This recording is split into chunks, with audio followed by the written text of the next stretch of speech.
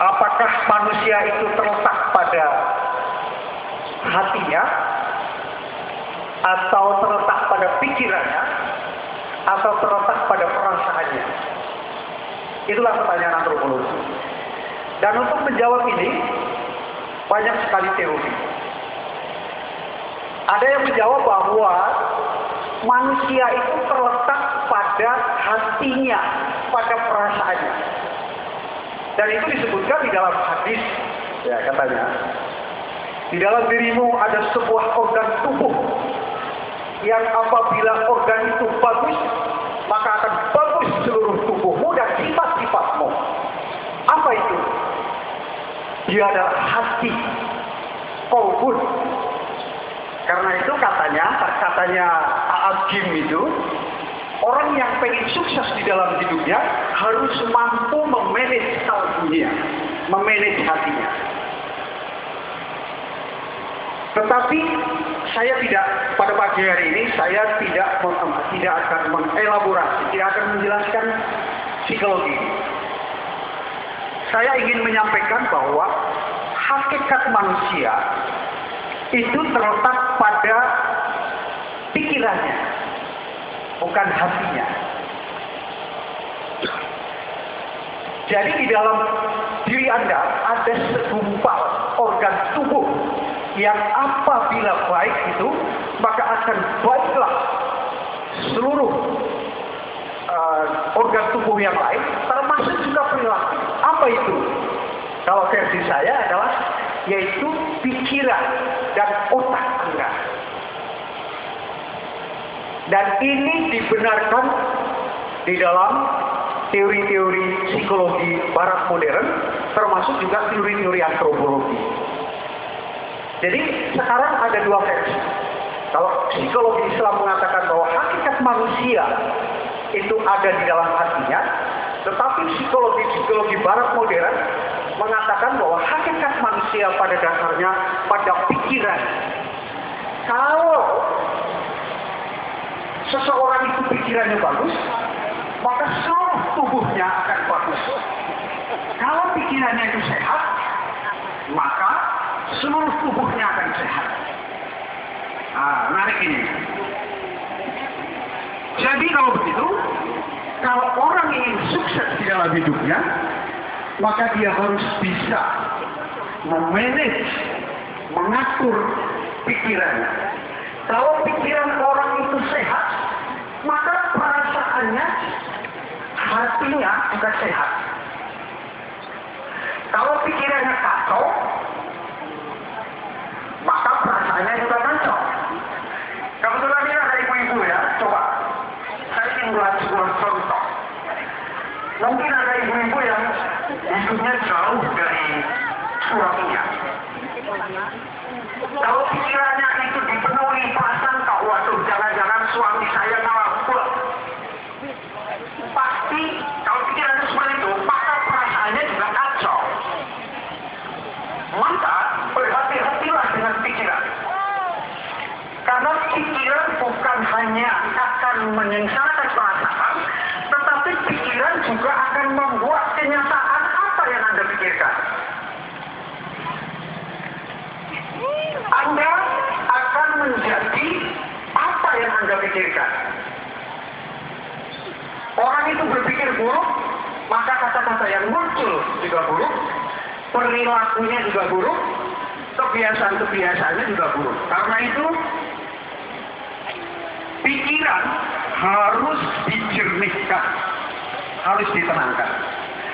Dan penelitian-penelitian psikologi dan antropologi ternyata kesuksesan orang, sukses materi, ekonomi apapun sukses, itu ditentukan oleh pikiran orang itu sendiri. Jika sampean selama ini hidupnya itu miskin secara materi, maka ada yang salah dengan pikiran Anda. Ini teori psikologi. Ya kan? Hati-hati dengan pikiran. Jadi keadaan ekonomi Anda entah itu kaya, entah itu miskin, itu disebabkan oleh pikiran Anda itu sendiri. Tidak ada kemiskinan itu diciptakan oleh Tuhan. Tuhan telah memberikan segala sesuatu kepada kita. Hanya pikiran kita inilah yang akan menentukan apakah Anda bernasib baik atau Anda bernasib buruk. Nah, karena itu psikologi barat telah dikembangkan oleh misalnya Mario Teguh. Setiap malam Jumat Golden Way, dia mengembangkan pikiran-pikiran psikologi barat supaya pendengar pemirsa itu sukses secara materi. Sukses itu maknanya macam-macam. Tetapi paling penting sukses itu adalah dari sisi materi. Jangan sampai kita hidup itu miskin secara materi. Nggak enak jadi orang miskin. Mau memberi tidak bisa, sengsara, nggak enak. Mau membayar kuliah sekolah anak, nggak ada duit, sengsara, nggak enak. Jadi mari kita bersama-sama membangun pikiran kita supaya hidupnya itu sukses secara materi. Jadi ada kaitan antara pikiran, ya, antara kebaikan pikiran dengan keadaan ekonomi seseorang. Saya tuntun Anda bagaimana menjadi seorang yang sukses secara materi dengan memanage pikiran kita. Saudara-saudara, ini tidak bertentangan dengan Islam. Bahwa memanage pikiran kemudian pikiran itu membuat Anda sukses tidak bertentangan dengan Islam. Di dalam Al-Quran disebutkan yu'til hikmata liman yasha wa may yu'tal hikmata faqad utiya khairan katsiran. Al-Baqarah 269. Lalu bagaimana pikiran kok bisa membuat orang kaya, orang menjadi kaya? Yaitu ketika pikiran itu dipenuhi dengan apa yang disebut sebagai hikmah. Hikmah itu apa? Hikmah adalah, ya, hikmah adalah kebaikan-kebaikan, kesalehan. Jadi kalau pikiran Anda itu bersih dari, ya, negativitas, dari sesuatu yang jelek yang mengotori pikiran Anda, kemudian Anda menjadi orang yang bijaksana, orang yang memiliki hikmah, maka dijamin Anda akan menjadi orang yang sukses secara materi. Ini teori psikologi. Ini dibenarkan di dalam ilmu pengetahuan. Dan sekarang psikologi sudah bertujuan untuk bagaimana mensejahterakan manusia. Dan ternyata psikologi sekarang sudah mengambil dari ajaran-ajaran agama. Salah satu contohnya misalnya, kalau orang kepengen sukses secara materi, dia harus sering merasa bersyukur. Ini kalau dalam agama itu dua biasa dibicarakan. Tetapi di dalam psikologi baru ini. Di Amerika itu banyak sekali padepokan-padepokan yang tujuannya adalah membuat orang menjadi kaya dan diambilkan dari teori-teori agama Islam. Salah satunya misalnya adalah bersyukur. Tapi bersyukur itu bukan mengucapkan Alhamdulillah 1000 kali. Bukan. Coba saja Anda ucapkan syukur 1000 kali. Apa hasilnya? Keringetan. Oke?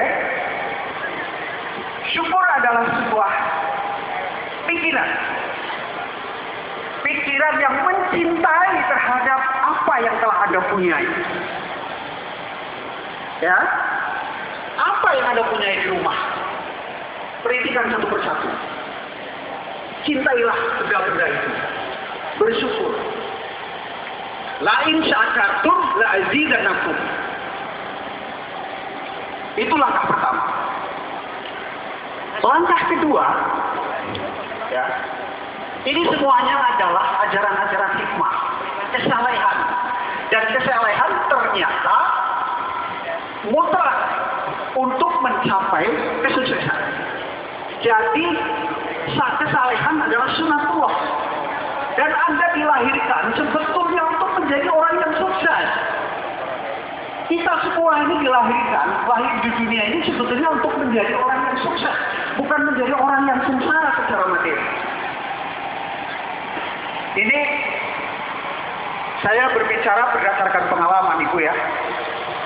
Pengalaman saya itu sudah palang melintang. Dan saya di Jakarta dengan mahasiswa-mahasiswa saya, sering sekali saya memberikan virus mental. Dan setelah saya lama tidak ketemu 3 tahun, 5 tahun, setelah ketemu dengan saya dengan melaksanakan prinsip-prinsip hikmah, banyak sekali yang sudah sukses, gajinya besar, jadi orang kaya. Dan pada tahun 94 saya pernah ke Amerika melihat sebuah padepokan, bagaimana sebuah pelatihan padepokan yang sengaja tujuannya menciptakan manusia-manusia miliarder. Tapi di Indonesia belum ada. Nah, ternyata di sana hanya diajarkan hikmah, diajarkan bagaimana orang itu bersikap dan berpikir baik sehingga menjadi orang kaya. Sayangnya pengajian-pengajian selama ini kurang memperhatikan bagaimana hubungan kesalehan dengan kesuksesan. Ya, padahal ini mutlak. Jadi kalau Anda sekarang masih ada yang banyak yang miskin secara materi, lakukan prinsip-prinsip hikmah. Pertama, dia harus sering bersyukur, mencintai terhadap apa yang ada di rumah. Jangan mencintai istri orang lain ya. Nggak boleh. Ya, Bu Wahida ya. Nggak boleh. Kemudian yang kedua adalah hilangkan pikiran-pikiran jelek yang ada di dalam diri Anda. Entah itu pikiran dengki, iri hati, culas, dan segala macam. Itu pikiran-pikiran yang jelek kayak gitu, itu menjadi penghalang rezeki Tuhan. Kalau orang kerjanya tiap hari marah, cemburu, iri, pasti dia hidupnya sengsara. Pasti itu. Hilangkan itu semua. Kalau orang lain, tetangga sukses, tetangga baik, mendapat keberuntungan, Anda harus senang, ikut bersenang. Paling tidak kesenangan itu, kesenangan yang ada di dalam diri Anda akan membawa keberuntungan. Kalau pagi-pagi sudah berantem dengan suami, hari itu juga rezeki Anda selesai. Ya, itu jauh dari ajaran hikmah. Contoh syukur misalnya, ini sering kita alami. Ibu-ibu sering dikasih pagi-pagi uang 50.000 sama suami. Ini untuk belanja. 50.000, mana cukup? Kurang betul, pasti itu kurang. Tapi kalau dikasih sama suami 50.000, kembangkan pikiran syukur dan akan saya belanjakan. Pasti uang 50.000 akan melimpah. Itulah yang disebut berkah. Sebetulnya prinsip-prinsip hikmah itu prinsip-prinsip yang sangat sepele di dalam hidup ini, tetapi terlupakan. Jadi untuk menjadi orang kaya, untuk menjadi orang sukses, itu syaratnya sepele sebetulnya. Cuman sering terlupakan. Yang ketiga, hilangkan perasaan-perasaan. Tadi pikirannya, sekarang perasaan-perasaan yang negatif. Misalnya adalah marah. Marah itu adalah sesuatu yang tidak diperlukan di dalam hidup ini. Hindari marah itu dengan siapapun. Bangun tidur sudah marah-marah, hari itu juga Anda rezekinya tetap. Pasti itu. Ini teori psikologi. Marah itu tidak diperlukan. Selanjutnya adalah memberi. Jangan harap Anda menjadi orang sukses. Jangan harap Anda menjadi orang yang punya uang banyak kalau Anda tidak pernah memberi kepada orang. Itu hukum alam. Anda memberi, pasti Anda akan menerima. Kalau Anda itu maunya minta-minta terus, tidak pernah memberi, Anda akan menjadi orang sengsara secara materi. Ini prinsip hikmah. Sekali lagi, yuktil hikmata lima yasha, wa ma yuktal hikmata faqad utiya khairan katsiran. Khairan katsiran itu adalah kekayaan material. Material itu dulu. Sukses itu memang bukan hanya materi, macam-macam. Tapi pada hari ini saya ingin mendefinisikan sukses dari sisi materi dulu. Karena materi itu penting. Jangan sampai kita hidup menjadi orang yang kekurangan materi. Jangan sampai. Karena pembangunan itu sendiri adalah meningkatkan kesejahteraan. Meningkatkan keadaan materi masyarakat. Jadi, apa lalu selanjutnya? Yang selanjutnya adalah biasakanlah Anda, sampean, itu punya cita-cita, punya keinginan. Ya, sampean kepengen punya mobil, tapi pikirannya tidak pernah membayangkan punya mobil. Gak bakalan itu, ya. Jangan mobil lah terlalu tinggi. Sepeda motor. Atau jangan sepeda motor. Kepengen punya baju yang bagus. Sering-sering Anda menghayal. Kalau di malam hari. Menghayal pada situasi pikiran kosong. Itu tetap terlaksana. Meminta kepada Tuhan, boleh saja ya Allah berilah saya. Ya Tuhan berilah saya. Boleh saja. Tetapi saya jamin permohonan kayak gitu mungkin juga tidak dikabulkan. Secara psikologi, permohonan kepada Tuhan adalah membayangkan sesuatu yang Anda inginkan. Semakin jelas Anda membayangkan sesuatu yang Anda inginkan, semakin cepat itu barang itu datang. Gak usah dipikir dari mana duitnya. Kalau Anda berpikir, dari mana duitnya? Itu namanya ragu-ragu. Al-haqqu min rabbik wala takunanna minal mumtari. Kalau Anda sudah madep dan saya yakin bahwa saya akan bisa ya memperoleh barang itu, sering-seringlah Anda bayangkan. Itu namanya kerja mental. Dan semakin Anda membayangkan semakin jelas, maka barang yang Anda bayangkan itu akan cepat datang. Itu adalah teknik berdoa, teknik menginginkan, memiliki sesuatu. Ya, kadang-kadang orang anti ngelamun, jangan ngelamun, nggak apa-apa ngelamun itu. Ngelamun itu kreativitas, kerja mental. Ya asal jangan, misalnya kepengen punya motor mabur, gitu ya nggak bisa. Ya, hal-hal yang kecil. Ini sebetulnya peristiwa-peristiwa kayak ini sudah biasa dialami oleh sampean itu. Coba saja, Anda pasti pernah mengalami ingin sesuatu dalam waktu dekat. Kemudian sesuatu itu datang, ya kan? Ya enggak? Itu teori psikologi. Innama amruhu idza arada syai'an ayyaqula lahu kun fayakun. Kun fayakun itu bukan hanya kerja Tuhan, tapi juga kerja mental sampean. Ya. Jadi biasakan membayangkan sesuatu yang Anda inginkan. Artinya adalah biasakan isi pikiran-pikiran Anda dengan keinginan-keinginan. Dan keinginan itu adalah doa. Boleh menginginkan sesuatu. Tapi kalau Anda tidak punya cita-cita, Anda tidak punya keinginan, maka ya silakan nikmatilah kemiskinan Anda. Kan begitu. Apakah, kalau mungkin sampai ada yang tanya, apakah saya mengalami? Saya mengalami. Karena saya mengalami, maka saya bisa bercerita. Banyak hal. Ya, banyak hal. Saya berpikir sesuatu dalam waktu dekat datang barang itu. Ya jangan yang gede-gede, yang kecil-kecil aja. Nah itu adalah mekanisme kerja pikiran. Pikiran itu menjadi kenyataan. Ingat ini prinsip.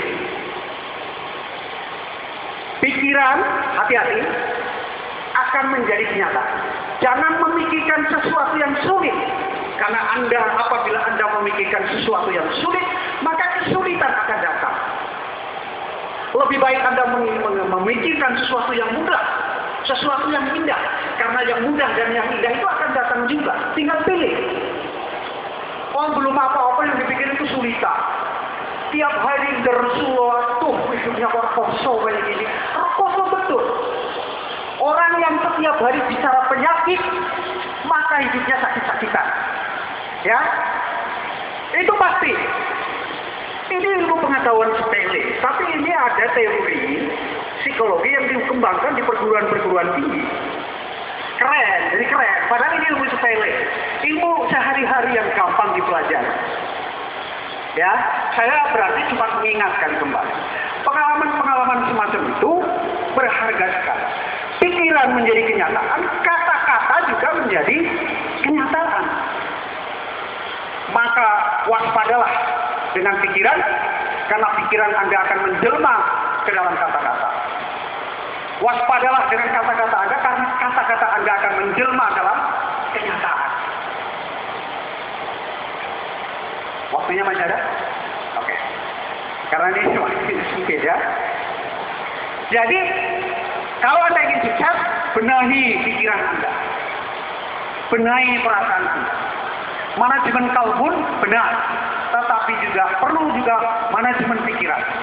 Hilangkan pikiran-pikiran jelek di dalam diri Anda, maka Anda akan berubah. Kalau ada perempuan sudah umur 30 tahun dan belum punya pacar, itu pasti ada yang salah dengan pikirannya. Datang kepada saya, jadi saya kasih tahu supaya tidak lebih dari 30 hari dapat dia jodoh. Diperbaiki pikirannya.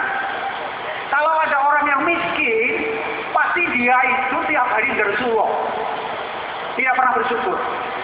Ya, ini ibu-ibu ini kadang-kadang yang psikologinya sangat rentan. Kalau bapak-bapak kuat, ya tegas. Meskipun miskin, tapi tegas, kuat tenaganya. Tapi ibu-ibu ini yang setiap hari minta kepada suami, psikologinya harus dibenahi. Ya. Dan mulai sekarang, anak-anak ibu semuanya dipacu supaya punya cita-cita, punya keinginan. Supaya nanti besarnya tidak mewarisi kemiskinan Anda. Ya, jangan mewarisi harta, mewarisi pikir. Benahi saja pikiran. Jangan mengatakan kepada anak kita, oh goblok kamu, goblok benar nanti dia. Ya, makanya di dalam hadis disebutkan, ul khairan, awiliyasmut. Bicaralah yang baik. Kalau enggak diam aja. Karena apa? Pembicaraan itu bisa jadi kenyataan. Bicara adalah doa. Bicara adalah sepatah.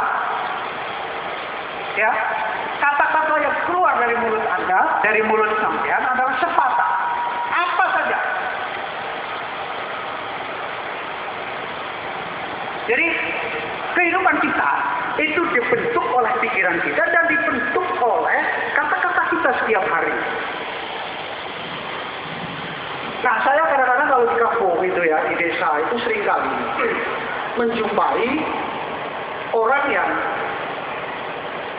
miskin karena dia ya itu tadi gersulo. Gersulo itu ya dia hidupnya seperti apa yang dia gersulokan itu. Ya, nah bagaimana? Sekarang sudah kadung nih kan? Sudah kadung. Ya mungkin sudah ada yang melimpah, hartanya sudah banyak. Tapi kita perbaiki, kita tingkatkan. Supaya tidak statis. Dulu uang 1 juta banyak, sekarang nggak ada apa-apanya.